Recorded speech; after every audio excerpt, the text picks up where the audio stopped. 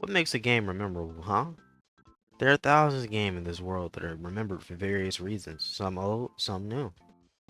Some games are remembered for their gameplay, their music, or even their story. All of these aspects of games are reasons that games should be praised. Well, they're mostly what they're remembered for. But does a game failing in one of these categories make that game bad? A game can have solid gameplay and music that matches the environment and story of the game. But if the story is lackluster, does that make that game definitively bad? Do the problems that a game has make it something that shouldn't be experienced? Of course, all games, even though that are critically acclaimed, like maybe you could say Elden Ring or Nier Automata, have problems to them. But those problems are not reasons those games shouldn't be experienced, or better yet said, played. But both those games are AAA titles, made by large teams, and can have those problems ironed out after release. Are indie games able to have the same thing said about them? Most indie games are smaller in size and scope compared to AAA titles. And these small problems and issues with the game can completely ruin the experience the developers are trying to get across. But does that mean that the game shouldn't be played at all? Maybe the good aspects of a game can shine through and make it something rememberable, or something that you'll think about later in the future, something that'll make you want to come back and play it again. I have a game for you that I think falls into this category. That despite its flaws, I think this game is something that should be played and experienced far more than it already is. And with that, let me take you down the Ender Lilies experience.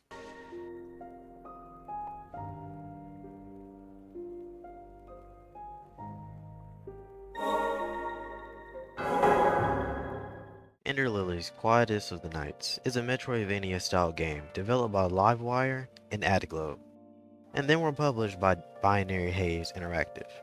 Livewire is a game development studio based in Tokyo, Japan, and is mainly known for developing the Ender series, as well as their other games, while Adglobe seems to mainly work with bigger studios to develop their games. Their titles are mainly Ender Lilies and Last Claudia, with a few other mobile games. Binary Haze Interactive is a game publisher also based in Tokyo, Japan, founded by Hiroyuki Kobayashi. Binary Haze is known for being the publisher of Ender Lilies, and later, the sequel game, Ender Magnolia Bloom in the Mist. The game was directed by Keisuke Okabe. And no, not that Okabe. His works being directing both of the Ender series games. The music for this game was composed by Japanese indie group Millie. Millie is composed of 5 members: Yamato Kansai, Cassie Wei, Yukihito Mitomo, Shota Yoshida, and Ao Fujimori. This group is responsible for creating the beautiful music that is present in the game, but we'll discuss that later. Ender Lilies was revealed during PAX Online back in 2020, with the early access for the game later being released on Steam on January 21st in 2021. The game was later released on Steam and Nintendo Switch on June 22nd, 2021, and then later released for Xbox and PlayStation at a later date. The game was released to positive reception, having sold 1.5 million copies by June of 2024. This amount may seem small, but is a great amount for an indie game to actually sell. For comparison, Celeste, a very popular indie game in its own right, sold around 1 million copies after 2 years after its release. Now, I shouldn't say that this video isn't a super deep dive into the entire game and lore, but it's something that can be more of an introduction, or a first experience you can say, to the game that would hopefully get you the one to actually do more research or play the game yourself. But that's enough of actually talking about the numbers of development. I think it's about time I take you on the actual ride. Our game opens with a somber melody, with a spirit dancing across the screen. We are then met with the face of a young girl. This spirit speaks with the young girl and wakes her from her sleep. The spirit is being surprised to finally meet the young girl.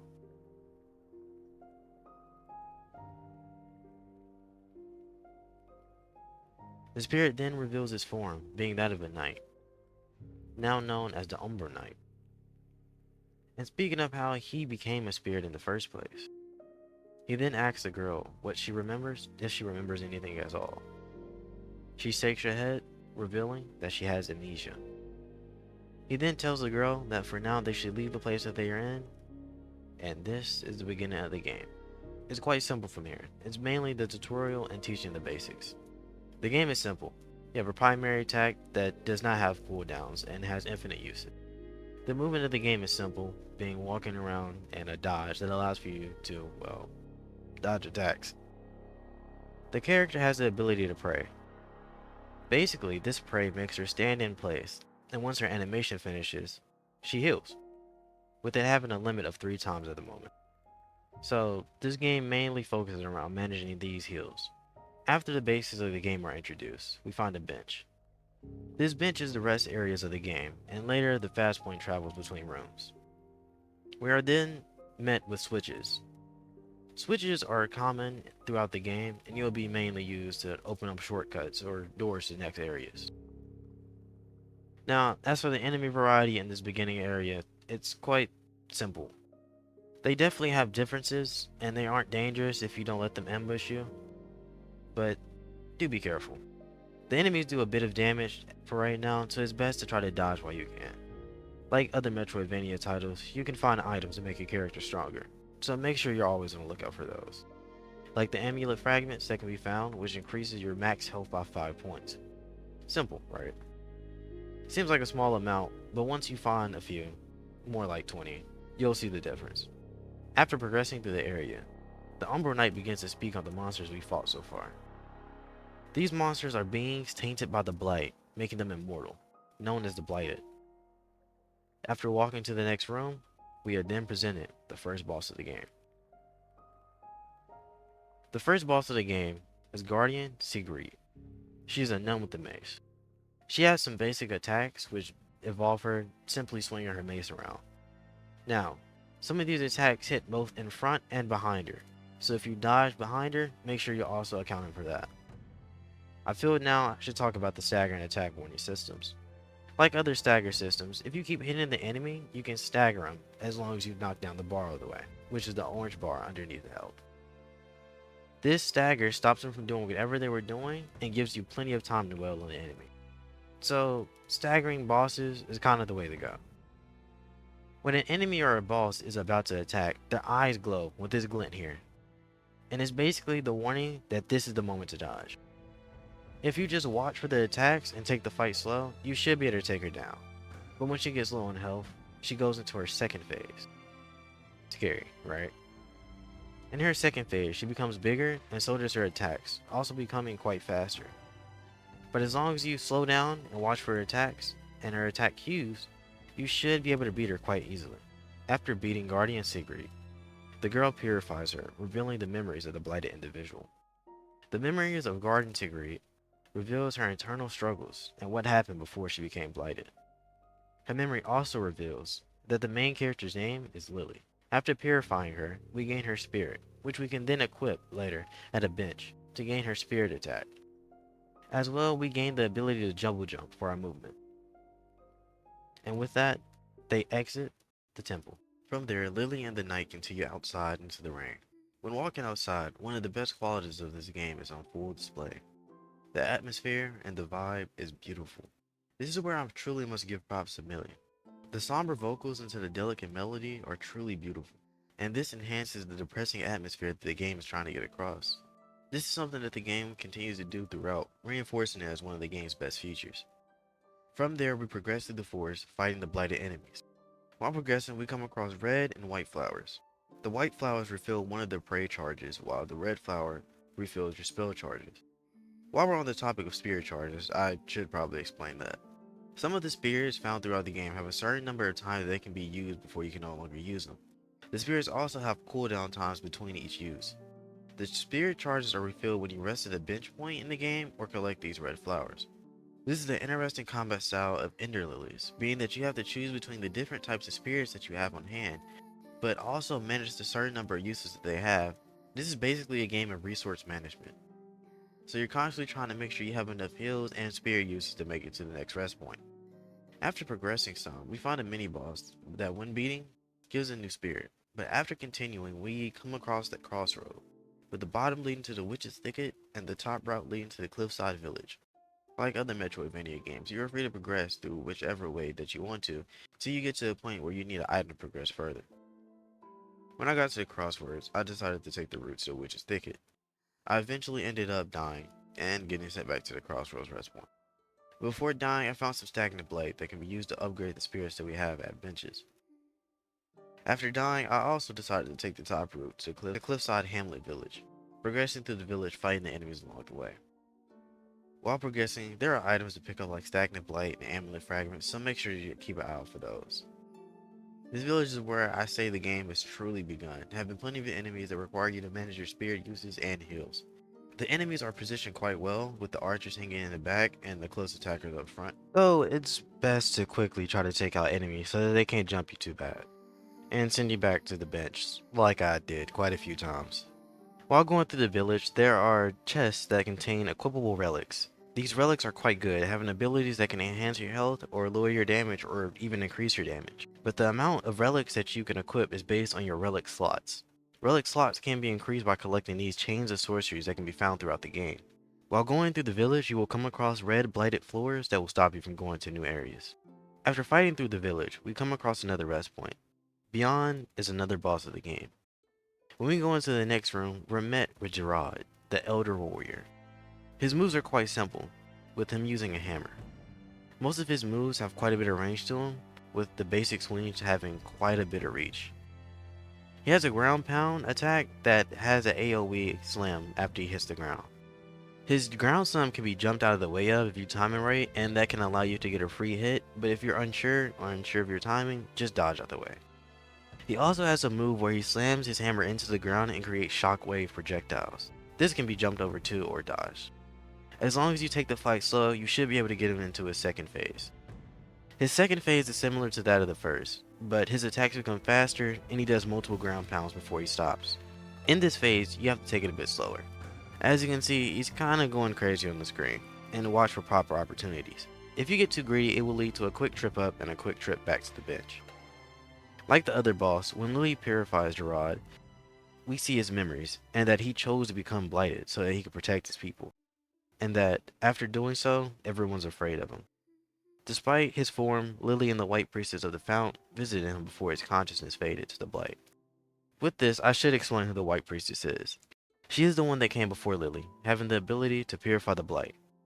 At this point in the game, we do not know what happened to her. After defeating him, we gain him to be used as a spirit and his ability to ground pound. His spirit ability is like that of the Umbral Knight, having infinite uses. This ground pound allows for us to destroy the blighted ground areas that we were passing through when going through the village. From here, I went back searching through the village, breaking the blighted floors and collected as many items as I possibly could find. While running through the village again, I came across a mini-boss that was a bird, which was easy to defeat. The spirit's ability is quite good. Side note, search everywhere you can. There are bodies of the other priestesses around the village that increase the heal amount. God, that was hard to say. After running through the village and not being able to progress further, I decided to venture back to the Witch's Thicket route. The Witch's Thicket is quite different from the village, with most enemies in the area having projectiles, which can be quite annoying. So most of the time, I just ran past them to get to the next area. In the Witch's Thicket, there are quite a few areas filled with water, but for now, we'll just have to go past them. This area is quite a lot more complicated through the village. The village is mainly just a straight path going forward, progressing through houses, but this one has a lot more jumps and platforming. In this area, the birds and projectiles are the worst you'll have to worry about. As long as you manage your heals and your spirit uses and try to knock as many things out the sky as you can, you should be able to get to the next bench without too much trouble. As you progress through the area, make sure you are collecting items and blight so that you can upgrade your spirits and your health. In this area, there are orbs that need to be broken so that you can open doors. So make sure you're keeping an eye out for them, as they open shortcuts and allow you to continue through the area. After getting to the deepest area of the Witch's Thicket, you fall into a lake with a bench, and from here, rest up, as you can take the elevator down on the right side of the area to the next boss, Dark Witch Elaine. Like the other witches in the thicket, she has many projectiles for her attacks, and they can quickly overwhelm you with their speed, so make sure you're taking the time to properly dive. In my first fight with her, I quickly got overwhelmed projectiles. After dying, I rearranged my spirit so that I would have the bird that I got in the village, and that helps with dealing damage while I was also dodging. In her second phase, she shoots more projectiles and gains a new move. This move has her quickly teleport behind you and quickly attacks with these spider legs. It's quick as hell and does a lot of damage, so as soon as she teleports to you, you need to be dodging. But as long as you get used to the projectiles and her quick attack, then you should be fine. Just make sure you change your spirits around so you're able to hit her in the air.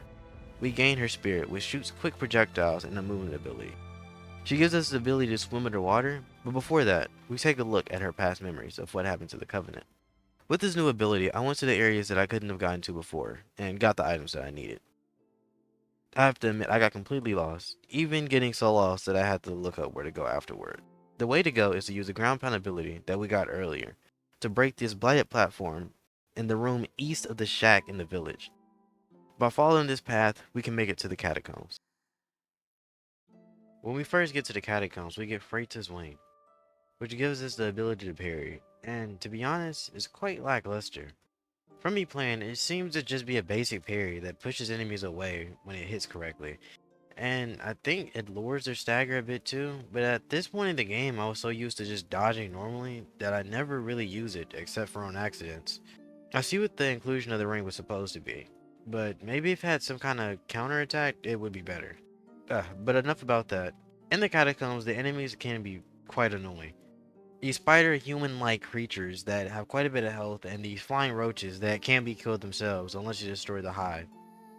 Having to find the hive is quite annoying while having to jump through these areas and dodge the other enemies. The spear that you can get in this area is alright, shooting a lot of projectiles that stick the enemies in place for a bit. The enemies are very jumpy in this area, and that led to so many deaths in this area as the enemies tend to just all attack at once. After dying so many times, I started to just run past everything, instead of trying to kill everything, since it just depleted all my spirit uses before I could even make it to the next bench. I should also say that the enemies in this area do a ridiculous amount of damage sometimes, but I could just suck at dodging. One more major thing about this area is that it is huge compared to the other areas of the game. This area has a lot of backtracking and items in hidden places, so make sure to check everywhere for hidden routes and try to open up shortcuts back to previous areas, so that when you progress through the area you don't have to keep running through long tunnels and corridors.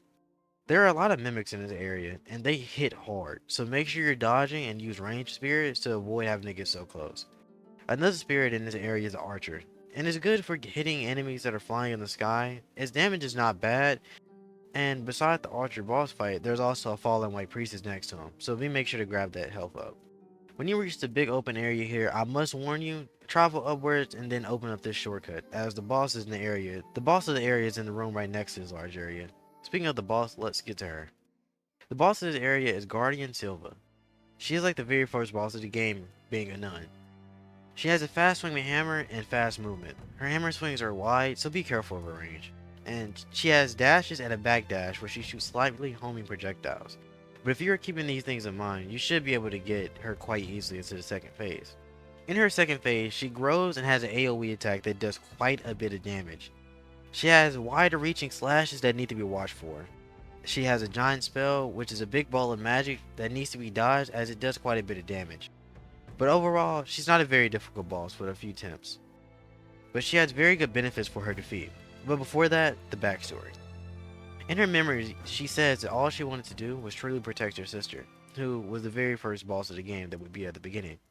As for the upgrades we get a movement ability that is an upgrade to our basic dash. It allows us to dash in the air and is just overall faster and a bit longer. For a spirit, it's like the Umbral Knight, being quick and does a lot of damage, but it doesn't have as many hits as the Umbral Knight. The last thing we get is the Last Rites ability, which does a special move for the rare spirits in the game. This gauge at the bottom is our SP gauge. When this gauge is full, you can hold up and hit that spirit button and it'll do a new type of move. These are very good abilities that help clear the screen and basically do a lot of damage to a lot of the bosses we'll fight later on. After gaining this new movement ability, I tracked back and tried to explore areas that I couldn't before. And while exploring, I found this hidden door, but we'll check that out later. After coming back to the catacombs and progressing further, I made it outside to the snow area, which I was now able to progress through with the new dash from Silva. This area has some new enemies. If you start backtracking a bit, once you get to this area, you can find a mini boss up here that has a very mid-spirit ability, honestly. The Twin Spires is the next area of the game. And from me playing it, it was definitely one of the hardest.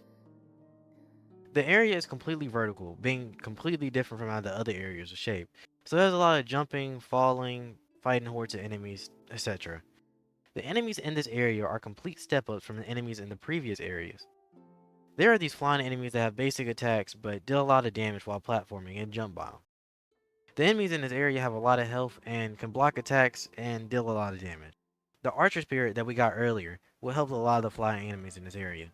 The jumping and all the enemies make it difficult to manage the spirit uses and heals, so making it to the next bench was quite difficult. I died quite a few times trying to make it to the next bench. This area also has quite a few switches that need to be progressed to get through the tower, but this is difficult due to all the enemies in the way. After dying a whole bunch of times, I made it to the next bench and decided to take a break on the Twin Spires, so I decided to head to the other area I found after Guardian Silva. The dungeon in the area I found while looking and collecting more items. The dungeon is a dark area and has quite a few enemies that are difficult at this point in the game, well for me at least. I was quite weak, and now looking back while writing this script, I don't know what I was doing. The area has lots of doors that shoot off to one room areas, and in one of them is a spirit mini boss, being a mimic. There are a lot of places I could not progress to because of my lack of movement abilities, but as we progress to the area, we begin to see signs that Lily may not be what we think she is. So I progress through the area and collect items while trying to dodge enemies. I simply didn't have the health or the spirit usage, so a lot of the time I just ran past them. The enemies in this area can be quite difficult. Of course, that would be because of my lack of status.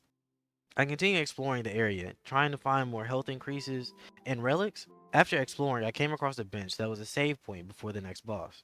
Then after preparing myself, I went to fight the next boss. The next boss is Honir, the Keeper of the Abyss, which is a cool ass name. This is a boss that is different from the other bosses so far. He has minions during his fight, including himself. The minions are not too much of a bother, but it is good to kill them if you have the chance or have extra spear uses. He has basic attacks, but jumps around a lot, using the minions as meat shields to protect him from projectiles somewhat. As you can see, in some of my runs, the minions jump me in tandem with the boss. Honir's main attack is ranged. He has a basic kunai throw that he jumps back from to gain distance. For the first phase, the kunai and the minions are the only things you have to worry about. In the second phase, he gains another move where he jumps away, throwing kunai under him, and a wind attack that pushes you back if you get too close. The wind attack does not do a lot of damage, if any, but it does make you have to run all the way across the stage to the minions. In this third phase, he gains an air chainsaw move that is quick and does quite a bit of damage if you get hit. I gotta fully admit, this boss was kicking my ass, so I tried changing up my strategies a few times, and eventually I found one that worked for me. Using Sigrid's Spirit to damage the minions, and with my attacks I focused on Honir to increase SP. I focused him crazy, using the last race to finally stagger him, or using him after he was already staggered. With this strategy, I managed to beat him, and took a look at his memory. After, we gain his Spirit, which is a good, quick projectile that shoots decently far, but does not home. His Spirit movement is being able to grab onto lanterns to reach new areas. After finding a bench, I tried out the new Spirit, making it to the Hinterlands, where I found the White Priestess of the Fount's Spirit. Here we experience Ending A.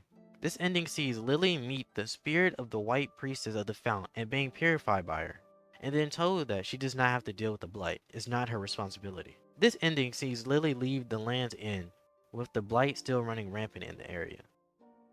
Disappointing, right? So, I wasn't going to talk about it, but I figured I should. So, I went back to get a better ending of the game. With that, I went back to Twin Spires. I continued exploring so that I could reach the top. The grind that made me pause this game at first continued. The enemies were difficult and I didn't have much health, but in retrospect this area would have been 1,000 times more easier if I went back and collected some items, especially health increases, more relic slots, and just relics in general, so do not make the same mistake. After going through the mini climbs, jumps, projectiles, and enemies, I finally reached the top. Side note, make sure you get as many shortcuts back as possible, you do not want to have to go back fully through that route. But with that being said, at the top of the tower, I met the boss of the Twin Spires. ULV? Ove? We're going with Ove. Ove the Mad Knight is the boss of the Twin Spires, and boy do I have a lot to talk about. He's like Honir, but on steroids. His basic attack is quick as hell, and if you dodge behind him too fast after the first hit, he'll just turn around and attack again, giving you a very small chance to dodge. He has jumps he uses to make distance or to prepare for a ground slam, which has quite a bit of spread on it. Using Honir's Spirit for when he was far, and trying to get safe hits after his moves quickly to stagger him as much as I could, that was my strategy. At the very beginning of his second phase, he would use a new move where he charges an X slash that targets wherever you are. It is very quick and does a lot of damage. This was the move that ruined so many of my attempts. My two solutions were either get the timing so right that you can parry it, or use the last rice to gain the invincibility frames and attack at the same time. Another move that he gains is a ground slash that travels across the screen from where he starts. It's not super difficult to dodge if you dodge towards him at the right time. While in his third phase, he becomes faster, and some of his moves gain more hits. He has a new move where he punches the ground, creating spires that do a lot of damage if ran into. After fighting him probably about 20-30 times, I finally beat him and got to see his memory. We get his spirit and his movement ability, allowing us to stick and climb the vertical walls. Now I have to admit that if I had gone and collected more status items, again, this would have been easier. After gaining the new climbing ability, I went and climbed the tower directly after Gerard, the second boss we fought. After climbing this tower and progressing, the route took me to the ruined castle. After finding a bench in the ruined castle, I finally started going back and looking for items with the new movement abilities I had. I went back and explored the areas from the very beginning of the game, coming across the body of the priestess, which revealed a very big spoiler, so I'll give you a few seconds to skip ahead, about 10 seconds if you don't want to hear it. Okay? Yeah? You gone? Alright. This body of the priestess reveals that the Lily that we've seen in the memories is not our Lily. It's a completely different person. But she decides to keep going on and being known as Lily, to remember and respect the undead priestess. Went back to the previous areas and collected amulet fragments, relics, and more relic slots. While exploring, I came across the Dark Executioner spirit, and this spirit is good as hell, teleporting behind enemies with a slash that does good damage, and eventually I moved this to my main spirit lineup. I didn't explain this earlier, but the orange rooms on the map have all the items picked up in them, so that's how I knew where to look. But look at this difference, pre-search to post-search.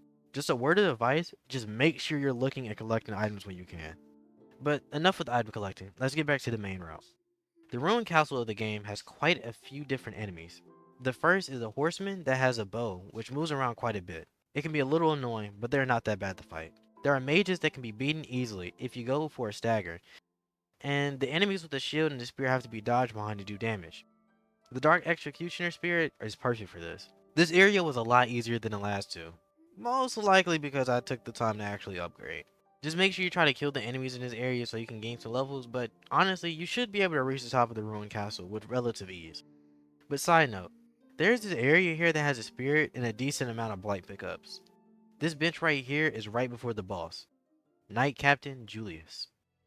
The Knight Captain Julius is quite tanky when compared to the other bosses in the game. Of course, this is partly my fault at this point. I had not found the ancient souls that are needed to upgrade the Umbral Knight, and he was my main damage dealer for my spirits.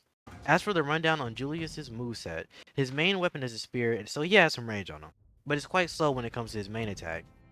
He has a jump back like the last few bosses, and a dash towards the character with a little poke with some range on it. As long as you watch for the slow attacks in the first phase, you should be able to get to the second phase easily. In the second phase, he gains a stab that is quick and travels the screen. It's easy to dodge if you have some good timing.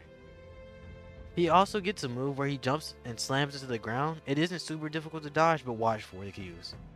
He also has a wind attack around him that pushes you back, similar to Homnir. In the last phase, he jumps to one side of the screen and charges a beam that, from me playing, guarantees to kill you if you don't get behind him like I do here. And his moves seem to be faster in his third phase as well. After beating Julius, we gain his memories and his abilities. His memories are from when he killed the king of the kingdom for his greed for immortality. His spirit ability is an infinite spirit attack that can be used while moving. His movement ability is an upgrade to the dash, which allows us to break the blighted walls that we've been passing through the entire game. With this new upgrade, I went back to find the walls and collect items and upgrades. Behind this wall here, I found my first stone tablet fragment. This is one of the items needed for one of the other endings in the game. I then found this path that leads to the subterranean labs, which leads to the Verboten Domain. The Verboten Domain is the last main area of this game, so it can be quite difficult. There's an item that is needed to pass through this area, and it can be found in this location here. It lowers the amount of damage that you take from being inside the blighted water and fog by quite a bit. Even though the damage you take is lessened, you still take damage while in the fog. So, damage from the fog and enemies at the same time can be deadly before you can even get a heal off. This area can be a little confusing, but here's the basic layout. There is an elevator in the very middle of this area, and you need to pull levers on each side of it to open up doors on the inside. These levers are found on each side of it through these connecting side areas. So, if you find a lever, make sure to pull it. It'll save you a lot of time and having to backtrack like I had to. As for the enemies in this area, one of them has a quick claw attack that can change directions if you go behind them too fast. Another enemy has a ground thorn attack that basically goes in a row. And it also has an attack if you attack it from behind. There's also a flying enemy that shoots projectiles that do quite a bit of damage, so watch out for those. After flipping the levers, we make it to the rest bench right before the boss. The boss for this area is the monster Muriel, the Beloved. This is one of the biggest bosses in the game, and has some attacks that do a crazy amount of damage. This forces the player to stay on one side of the screen, and causes trouble when trying to dodge the big attacks. One attack is a hairy ball that rolls to one side of the screen, then explodes after a small bit of time. It has a decent radius, so make sure that you're clear out of the way. If you get close for melee attacks, it has a 2-step claw attack, and a pulse to knock you back. It also has a projectile rain that is quite easy to dodge until it is upgraded in the second and third phase. In the second phase, it gains a move where it stabs into the ground and the claw comes back up from wherever you're standing. So, when this attack happens, I use projectiles to stay in the air and then a dash after to make sure I'm fully clear out the way of it. In the third phase, all his moves are upgraded and are quite dangerous. The projectile rain is hail and is a lot of my run enders, and the claw attack can be used back to back to back.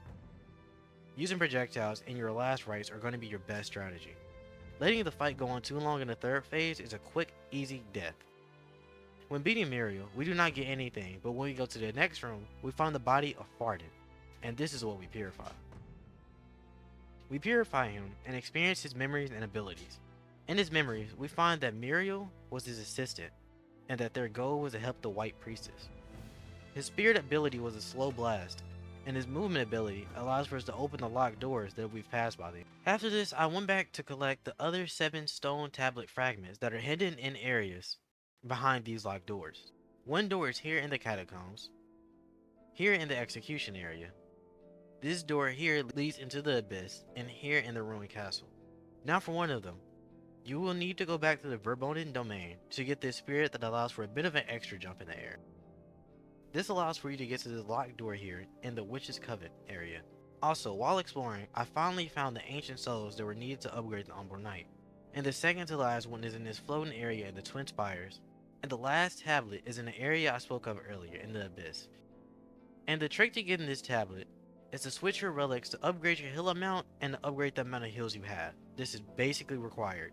I don't think you can get to this area any better. This area has an upgraded fog that does like 2 times more damage than the normal fog does. So you have to quickly heal through it while moving through it quickly. Even with a relic to lower the amount of damage taken from the fog, it still does a lot, so you have to make sure you move quickly and conserve heals.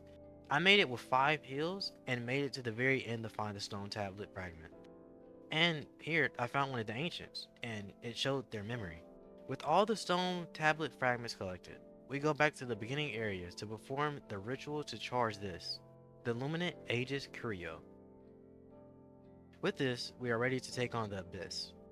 By taking the route that leads from Farden's room, we can advance to the Abyss. The Abyss is not that big of an area, but it's mainly just the lead up to the final boss. I used this area to grind the rest of the XP I needed to make it to level 100. After getting through the area, we find a bench right before the final boss of the game.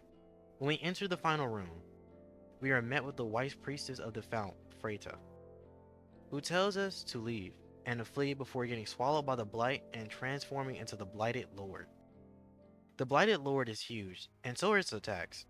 It has large sweep attacks on its sides that have a lot of range for whatever side it's swinging on. It also has a ground stab that focuses the area around its core.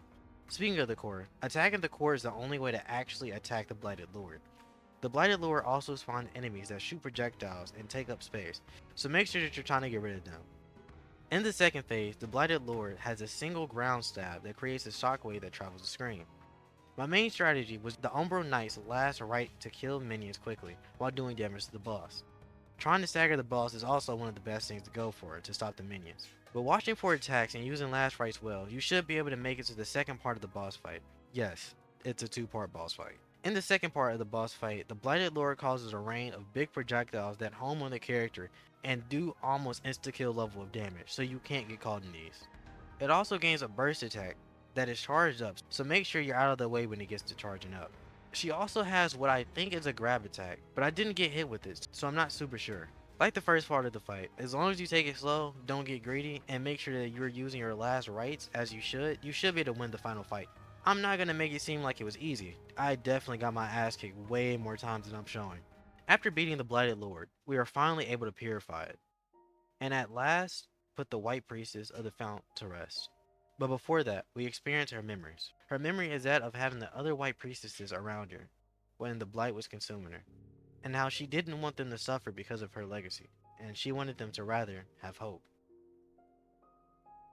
After her memory, Freda speaks with Lily one last time, telling her that Lily was never just a clone of her, and that now she was her own person. As Freda fades away, she says she will always be watching over her.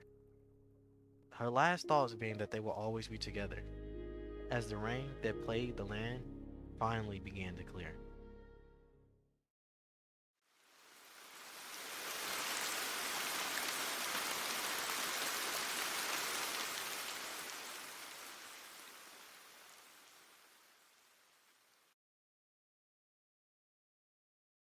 And that was Ender Lilies.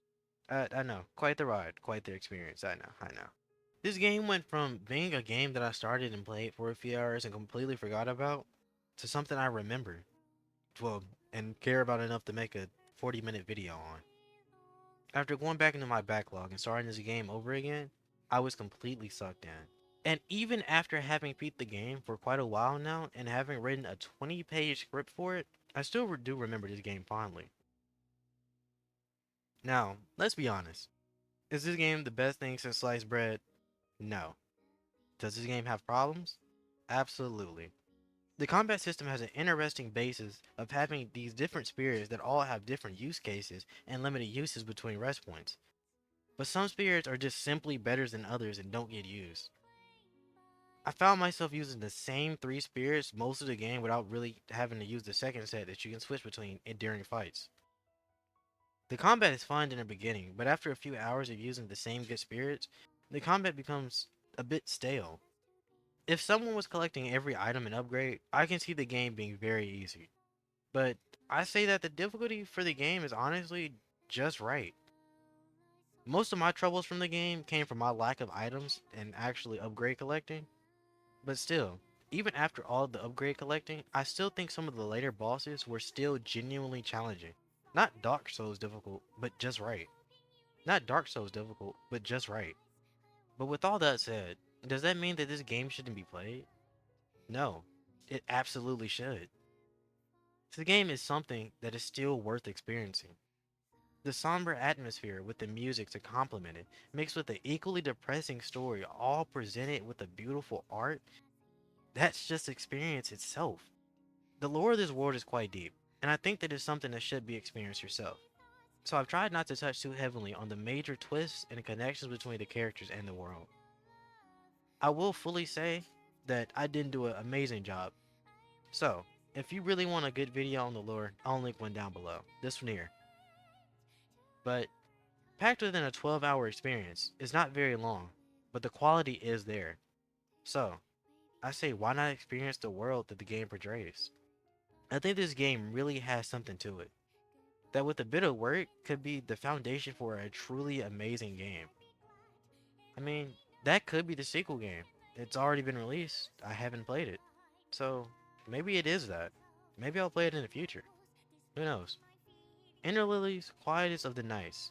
Yes, it has its problems, but I still do think it should be experienced. I think that the good things about this game outshine its problems by a long shot. So try this game out. It may be something that sticks with you the way it stuck with me.